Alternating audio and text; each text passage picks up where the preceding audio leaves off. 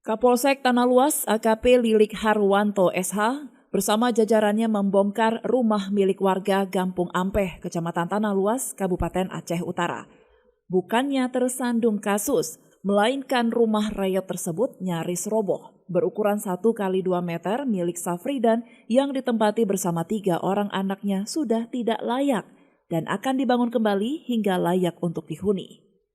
Wakapolsek Tanah Luas Ibda Zulkifli mengatakan, kegiatan ini dilakukan berdasarkan arahan Kapolres Aceh Utara setelah dilakukan pengecekan langsung ke lokasi untuk melihat kondisi rumah yang sangat tidak layak untuk segera dibantu.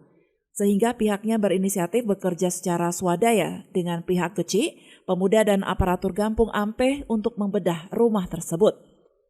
Dengan melibatkan warga setempat, rumah tidak layak huni dan bocor ketika hujan ini akan dibangun pada lokasi yang sama pada lahan bekas Exxon Mobil secara bergotong royong.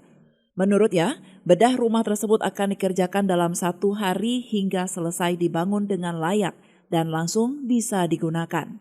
Setelah kami melakukan pengecekan ke rumah tersebut, sesuai dengan arahan Bapak Kapolres Aceh Utara, khususnya kepada Polsek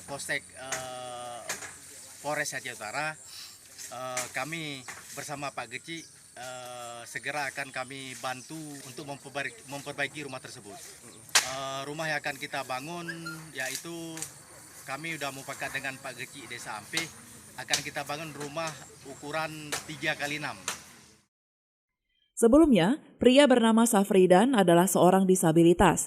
Selama 5 tahun dirinya terpaksa tinggal di gubuk tersebut agar tetap bisa bekerja sebagai buruh kasar demi bertahan hidup dan menafkahi kedua anak pasca ditinggal istrinya. Lama, udah satu kelas SD, anak ini kelas 5 tahun lah. Sebelum bocor juga, kalau hujan tak bisa tidur. Ini anggota keluarga yang tinggal di rumah ini berapa orang, Pak? 3, Pak. 3 orang, anak-anak. Ya. Senang lah ini, dari tolongin.